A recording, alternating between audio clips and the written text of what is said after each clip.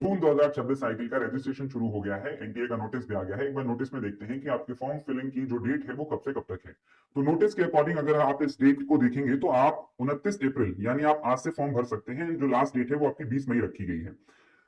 Examination fees पे करने की भी लास्ट डेट 20 मई है। एंड देन 22 मई से 24 मई के बीच में आपको यहाँ पर करेक्शन विंडो खुलेगी, जिसमें आप कुछ लिमिटेड जानकारी, अगर आपने वो डिटेल आपने गलत भरी है तो आप वो वहां पे चेंज कर सकते हैं।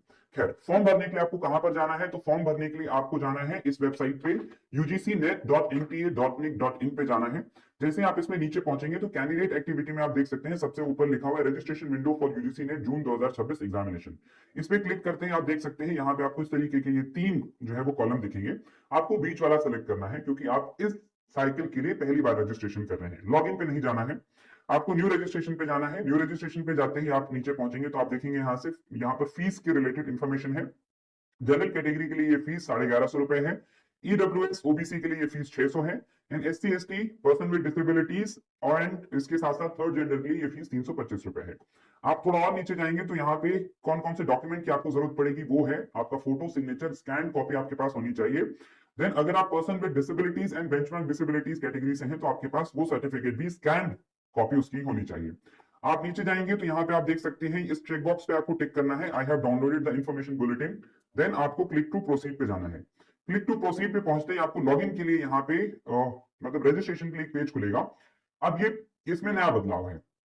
आपका अगर डिजी लॉकर में अकाउंट नहीं बना है तो आप इसमें लॉगिन नहीं कर सकते हैं। तो आपका अगर डिजी लॉकर में अकाउंट है तो आप इन तीन तरीकों से डिजी लॉकर में आप लॉगिन कर सकते हैं, जैसे मोबाइल, यूजर नेम या आधार।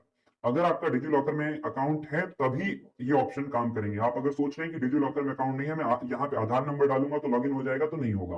पहले आपको डिजी लॉकर में अपना अकाउंट बनाना है। तो अगर नहीं है तो आपको यहाँ पे साइन अप में जाके अकाउंट बना लेना है। एक बार आपका डिजी लॉकर में अकाउंट बन जाएगा तो आपके सामने कुछ इस तरीके से पेज खुलेगा। ठीक है, जैसे आप लॉगिन करेंगे, लॉगिन करते ही जो आपके सामने पेज खुलेगा, यहाँ पे आपसे कुछ कंसेंट मांगने की वो बात कर रहा है कि आप कौन कौन से डॉक्यूमेंट आप अपने इनको देना चाहते हैं। तो आपको सारे इसमें टिक नहीं करने हैं, आपको यहाँ पर अपना आधार कार्ड बस टिक करना है, क्योंकि आईडी वेरीफाई करने के लिए कोई भी एक डॉक्यूमेंट आप कर सकते हैं। तो आपने आधार कार्ड पे यहाँ पे टिक कर दिया। देन फिर आप आगे जाके देखेंगे कि इसका पर्पस क्या है। पर्पस नो योर कस्टमर यहाँ पे सेलेक्ट करके देन आपको जो है वो अलाउ पे क्लिक कर देना है। अलाउ पे क्लिक करते ही आप यहाँ पे एंटर हो गए हैं। अब आपका आधार कार्ड में जो भी डिटेल है यहाँ पे आपका नाम लिखा हुआ आ जाएगा, फादर का नाम लिखा हुआ आ जाएगा, आपकी डेट ऑफ बर्थ पहले से लिखी हुई आएगी। बट इसमें आपको जानकारी या एक जरूरी बात ये याद रखनी है कि अगर यहां पर लिखी हुई डिटेल, मतलब आपके आधार कार्ड में जो डिटेल है और आपके 10th की मार्कशीट में लिखी हुई डिटेल अगर अलग अलग है तो आपको उसको एडिट कर लेना है। क्यों? क्योंकि यहां पर लिखी हुई जो डिटेल है वो आपकी 10th की मार्कशीट के हिसाब से होनी चाहिए। आपका नाम वही हो जो 10th की मार्कशीट में है, पिताजी का नाम, माताजी का नाम and date of birth exactly same to same वही होनी चाहिए जो 10th की मार्कशीट में है। आधार कार्ड के हिसाब से इसको नहीं भरना है। देन आप यहाँ पे अपना जेंडर सेलेक्ट करेंगे। वापस से आप इन डिटेल्स को दोबारा कंफर्म करेंगे, सेम डिटेल आप यहाँ पे फिर से भरेंगे। ये भरने के बाद फिर आपको यहाँ पर अपना एड्रेस भरना है। एड्रेस आपको पता है, एक करस्पॉन्डेंस एड्रेस जो आपका अभी का करंट एड्रेस है और एक आपका परमानेंट एड्रेस, आपसे दोनों मांगा जाता है। यहाँ पर भी एक चेंज है। चेंज ये है कि पहले ऐसा होता था कि आप मल्टीपल सेंटर सेलेक्ट कर सकते थे, मतलब आप किसी राज्य में रह रहे हैं और आप दूसरे राज्य में जाकर परीक्षा दे सकते थे। अब ऐसा है, आप यहाँ पर जो सेंटर भरेंगे अपने करंट एड्रेस में, मान के चलो आपने यहाँ पे, आप थोड़ी देर के लिए मानते हैं आप अपने करंट एड्रेस में आपने हरियाणा भरा है एंड आपने अपने परमानेंट एड्रेस में यहाँ पे यूपी भरा है। तो जब आप सेंटर सेलेक्ट करेंगे तो आपको सिर्फ यही दो स्टेट ऑप्शन में आएंगे। इसके अलावा अगर आप सोचते हैं कि मैं जाके महाराष्ट्र में पेपर दे दूं तो आप नहीं भर पाएंगे। इस बार ये बदलाव है। ठीक है, पहले ये चीज अलाउ की जाती थी कि आप पूरे 28 के 28 राज्यों में से किसी भी राज्य में जाके पेपर दे सकते हैं। तो आपको ध्यान रखना है कि आप करेंटली अभी जहां पर रह रहे हैं आपको वो एड्रेस यहाँ पे भरना है। एंड देन इसके साथ साथ आपको यहाँ पर आपका आपका जो परमानेंट एड्रेस है वो आपको यहाँ पर भरना है। ठीक है, तो आपका प्रेजेंट एड्रेस आपने ऊपर भर दिया है, परमानेंट एड्रेस अब आप यहाँ पे नीचे भरेंगे। ठीक है, यहाँ पे आप देख सकते हैं आपको अपना पूरा कंप्लीट एड्रेस भरना है। ठीक है, country, state, district, pin code, ये सारी चीजें भरना है, ये करंट वाला है। देन आपको अपना ईमेल एड्रेस भरना है, मोबाइल नंबर को कंफर्म कर देना है। ठीक है, अगर आपका current address and permanent address दोनों एकदम सेम टू सेम है तो आपको बस इस चेक बॉक्स पे यहाँ पे टिक कर देना है। ठीक है, तो वो अपने आप ले लेगा। अगर अलग अलग है तो आपको यहाँ पे अपना परमानेंट एड्रेस दोबारा से भरना है। आप देख सकते हैं सेम एज प्रेजेंट एड्रेस, मतलब ऊपर जो आपने भरा था वो प्रेजेंट एड्रेस है और यहाँ पर जो आप भरेंगे ये आपका परमानेंट एड्रेस है। ठीक है, इसके बाद आप आगे चलेंगे तो आपको यहाँ पे पासवर्ड सेलेक्ट करना है। ठीक है, पासवर्ड आप जैसे ही सेलेक्ट करेंगे उसके बाद आपको यहाँ पे कैप्चा कोड एंटर करके सबमिट कर देना है। सबमिट पे करते ही आपके पास एक जो है वो इस तरीके से पेज खुलेगा। यहाँ पे आपका नाम लिखा हुआ होगा एंड यहाँ पे आपका एप्लीकेशन नंबर आ जाएगा, आपके फोन में और ईमेल में एप्लीकेशन नंबर भी पहुंच जाएगा। ठीक है, यहाँ पे आप देख सकते हैं रजिस्ट्रेशन फॉर्म कंप्लीटेड है, बट अभी एप्लीकेशन फॉर्म इनकम्प्लीट है। ठीक है, फीस पेमेंट भी अभी इनकम्प्लीट है। आप थोड़ा सा और आगे बढ़ेंगे तो आप यहाँ पे देख सकते हैं, जैसे ही आप इसमें नीचे जाएंगे तो यहाँ पे आपको ये ऑप्शन दिख रहा है फिलअप एप्लीकेशन फॉर्म, इस पे आप क्लिक करेंगे तो आप नेक्स्ट पेज पे पहुंचेंगे। नेक्स्ट पेज पे पहुंचते ही आपको अपने यहाँ पे पर्सनल डिटेल भरनी है। पर्सनल डिटेल में आपका नाम यहाँ पे फिल करना है, डेट ऑफ बर्थ आपको again same to same 10th वाली, जेंडर फादर का नाम, मदर का नाम, नेशनैलिटी आप यहाँ पे इंडियन भरेंगे। कैटेगरी से रिलेटेड बच्चों को डाउट होता है तो मैं यहाँ पे क्लैरिफाई कर दूं, अगर आप यहाँ पे अनरिजर्व कैटेगरी से हैं या आप एससी एंड एसटी कैटेगरी से हैं तो आपको कोई दिक्कत नहीं है। बट अगर आप यहाँ पे ईडब्ल्यूएस कैटेगरी से हैं तो आपके पास इस साल का फाइनेंशियल ईयर मतलब फाइनेंशियल ईयर 2026 एंड 27 का सर्टिफिकेट आपके पास होना चाहिए। ऑल्दो वो मांगेंगे नहीं, बट स्टिल आपसे जब भी आपसे वो मांगा जाएगा तब आपके पास वो सर्टिफिकेट उस डेट पे आपके पास होना चाहिए। तो अगर आप फॉर्म भर रहे हैं तो पहले आप सर्टिफिकेट बनवा लें, अगर नहीं बनवाया है उसके बाद आप फॉर्म फिलिंग के लिए आगे जाएं। ठीक है, दूसरी चीज यहाँ पर ओबीसी के बच्चों को बहुत डाउट होता है कि हम अगर हमारे पास स्टेट का सर्टिफिकेट है या हमारे पास केंद्र का सर्टिफिकेट है तो कौन सा लगेगा। तो अगर आपके पास केंद्र वाला सर्टिफिकेट है, ठीक है, सेंट्रल वाला सर्टिफिकेट है आपका, तो आपका वो मान्य है। बट अगर आपके पास स्टेट का सर्टिफिकेट है, ठीक है, राज्य सरकार के द्वारा बना हुआ आपके पास ओबीसी का सर्टिफिकेट है, तो आपको इसमें एक चीज का ध्यान रखना है, आपको national commission for backward classes की वेबसाइट पे जाना है, वहां पर उनकी एक लिस्ट है जिसमें नोटिफाइड बैकवर्ड क्लासेस हैं। अगर आप उस कैटेगरी में आते हैं तो आपके पास सर्टिफिकेट केंद्र का है या राज्य का है उससे फर्क नहीं पड़ता है, आप फॉर्म भर सकते हैं।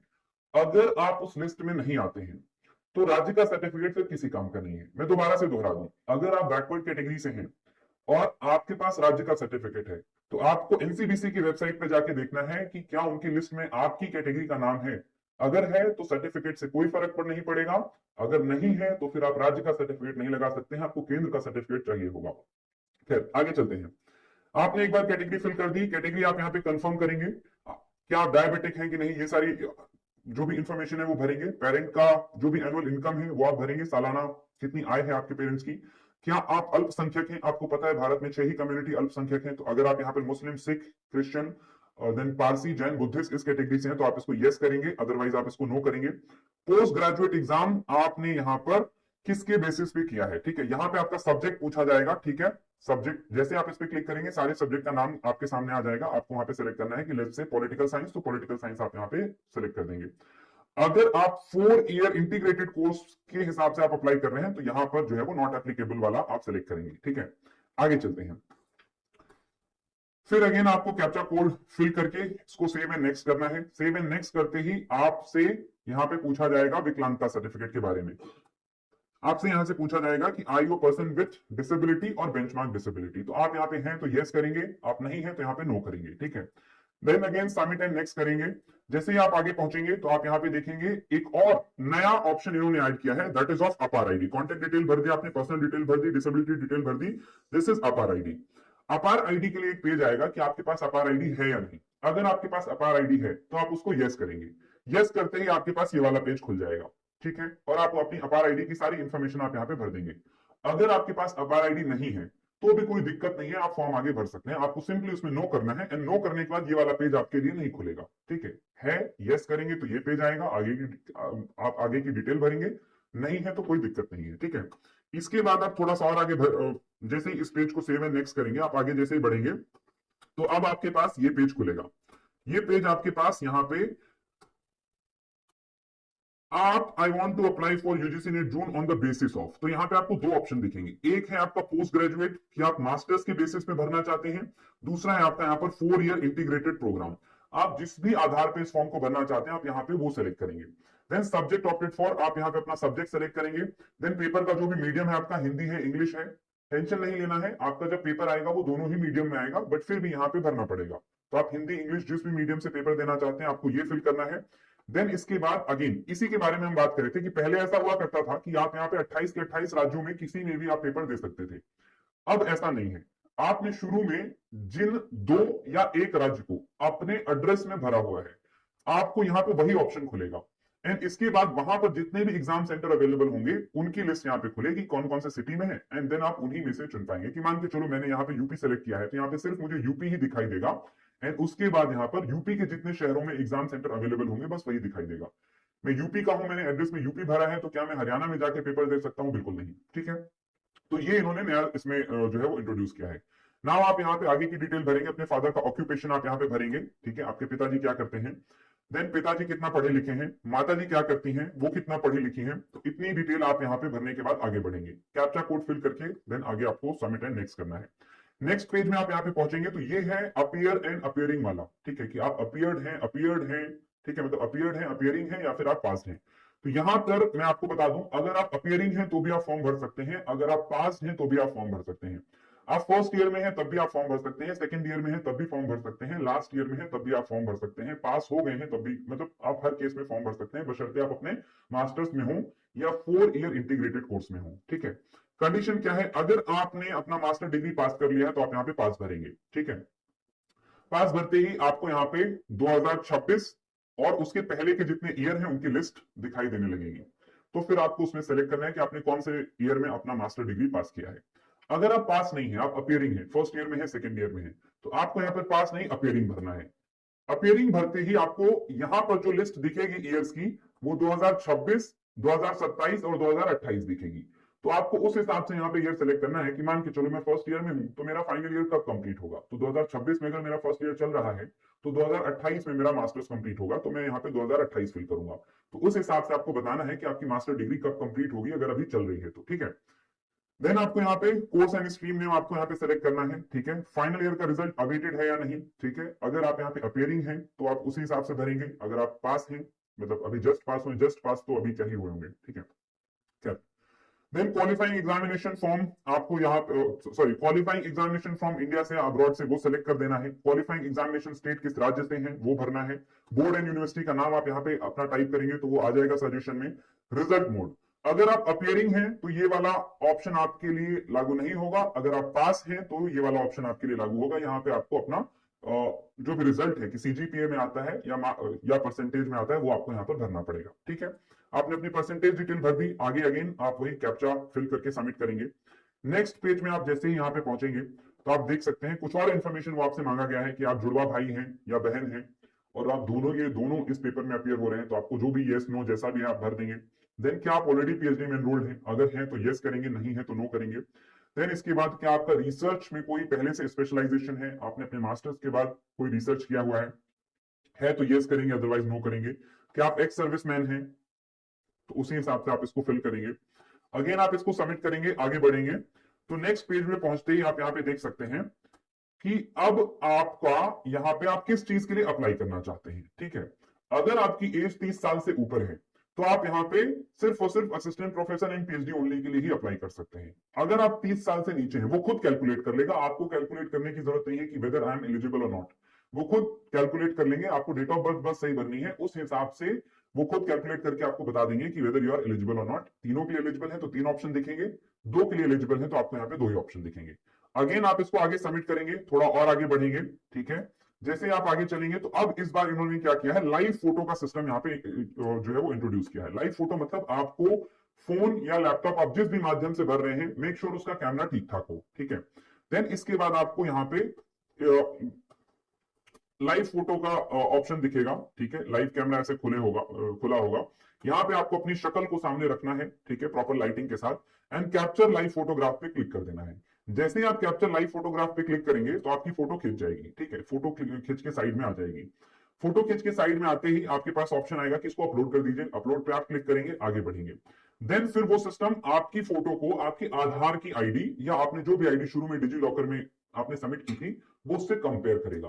कंपेयर करके वो यहाँ पे आपको बताएगा कि क्या आपका अभी का फेस लाइव फोटो वाला और आपकी आईडी का फेस मैच हो रहा है या नहीं। अगर मैच हो रहा है तो वो बोल देगा कि हाँ ठीक है, आपका फेस मैच हो रहा है। ठीक है, अगर नहीं हो रहा है तो वो बता देगा कि खींची गई तस्वीर आपके पहचान पत्र में दी गई तस्वीर से मेल नहीं खाती है।